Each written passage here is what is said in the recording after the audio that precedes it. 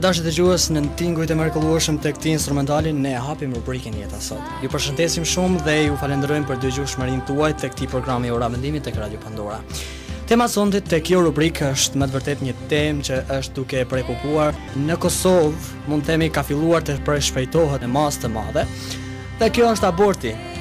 Dhe para se të kalojmë tek çështja ose të diskutojmë së bashku, edhe nëse ju nuk inkuadroheni, le të dëgjojmë se çfarë thot fjala e Zotit për abortin dhe çfarë thot fjala e Zotit për fëmijën, për njeriu, për krijesën. Por ti ke formuar të përbrendshmet e mia. Ti me ke endur në barkun e nënës sime, thot psalmisti. Unë do të kremtoj sepse jam krijuar në mënyrë të mrekulluar. Veprat e tua janë të mrekullueshme dhe unë e di shumë mirë këtë gjë. Kockat e mia nuk ishin një fshet për ty kur u formova në fshetësi duke u endur në thellësitë e tokës, dhe sytë tu pa ntrajtën e trupit tim, dhe në librin tënd ishin shkruar ditët që ishin caktuar për mua, megjithse asnjë prej tyre nuk ekzistonte ende. Të dashur dëgjues, ne veç se e dëgjuam shumë të qartë Psalmi 139, prej vargut 13 deri tek vargu 15, se çfarë Perëndia mendon për njeriu, dhe mendimi është shumë i qartë nëse nuk e keni kuptuar. Ne jemi krijuar dhe prej Perëndis dhe asgjë nuk është rastësisht. Nuk jemi rastësisht edhe nëse një foshnjë ose një embrion që është veç sa i formuar në barkun e nënës, akoma është krijesë e Perëndis. Dhe nëse vritet, nëse largohet nga barku i nënës pa i japur mundësia të lindë, Bibla thot nuk do të vrasësh. Mesis se ju e kuptoni se çfarë dua të them. Çdo vit në botë me tepër se 1 milion foshnja vriten para se të kenë mundësinë që të lindin. Numri sakt as që mund të dihet duke patur parasysh që shumë aborte bëhen edhe pa dijenin e prindve të femrës e aq me pak të atyre që merren me një statistikë të tillë. Kjo gjë zakonisht mbahet fshet edhe nga anëtarët e ngushtë të familjes, posaçërisht kur familja tashmë ka fëmijë dhe nuk dëshiron të ketë fëmijë të tjerë. Dhe çifti vendos që ta heqë qafe një jetë sepse ka mjaft fëmijë në shtëpi apo jo. Dhe për të tjerët nuk ka mundësi dhe kushte. Është edhe në trevat shqiptare, kjo është një dukuri jo e rrallë, duke parë që edhe numri i klinikave ginekologjike është në rritje. Në mesin e tyre mund të gjeni ginekolog që një operacion të tillë aborti mund ta bëjnë në një kohë të shkurtër, si dhe për një pagesë jo shumë të ulët. Një kohë mendonim se lejleku sillte foshnja tek prindrit tanë apo jo. Dhe na duke interesante se si mundej lejleku të sillte diçka të tillë, por si fëmijë të vegjël ne besonim në shumë gjëra që prindrit na tregonin.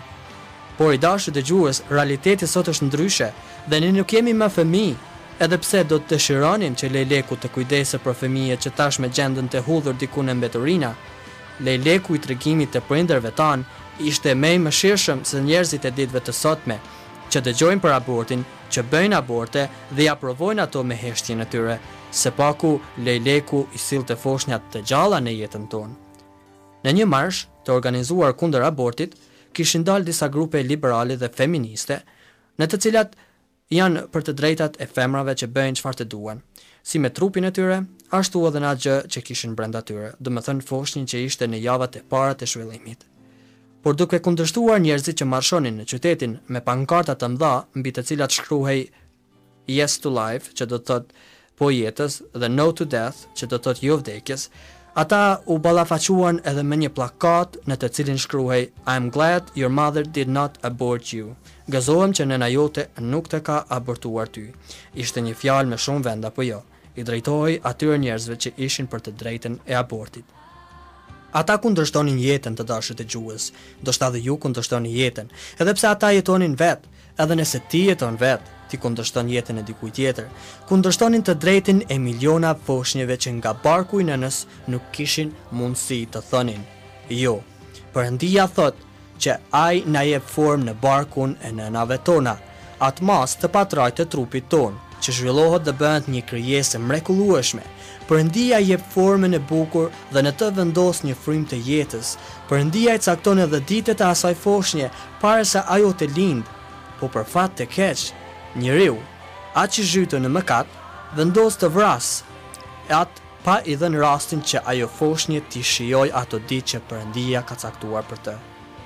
I dashur dëgjues, Perëndia akoma vazhdon të thotë sot: nuk guxon të vrasësh, ndërsa njeriu e bën atë duke arsyetuar që nuk kanë kushte për një fëmijë tjetër, që nuk kanë planifikuar këtë fëmijë, që akoma janë të rinj dhe duan ta shijojnë jetën, si dhe qindra arsyetimet e tjera që mund t'i shpikin për të arsyetuar abortin e fëmijës.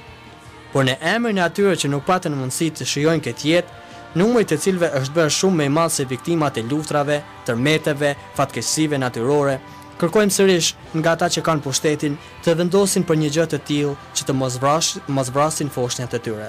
Mos vret, sepse ty t'u dha mundësia të jetosh dhe të sjellësh në jetë një krijesë tjetër. Mos u moho të drejtin e jetës atyre që nuk kanë mundësi të flasin, që nuk kanë mundësi të kundërshtojnë, që janë akoma në fillet e para të ekzistencës. I dashur dëgjues, ti që dëgjon këtë emision, e dëgjon atë që unë shilloj me ju sonte. Ndoshta ke qenë në një gjendje të tillë, je në një gjendje të tillë, ose ndoshta një ditë i dashuri ose burri yt, ose kushdo qoftë ai ose ajo të shtyn që të bësh një gjë të tillë, ta abortosh foshin e palindur, thuaj jo me gjithë zemrën tënde. Thuaj nuk dua, dhe kështu do të bësh ndoshta për herë të parë diçka që do t'i pëlqej Perëndis. Po jetës, jo vdekjes. Po jetës dhe të drejtës për të jetuar, jo vdekjes dhe jo abortit, të drejtës për të vrarë. Ndoshta nuk ju pëlqen një mendim i tillë, i dashur dëgjues. Nëse jo, atëherë keni problem me autorin e jetës dhe jo me mua. Edhe për juve që mendoni që aborti duhet të lejohet, edhe unë mund t'ju them juve, keni fat që nëna juaj nuk ju ka abortuar juve.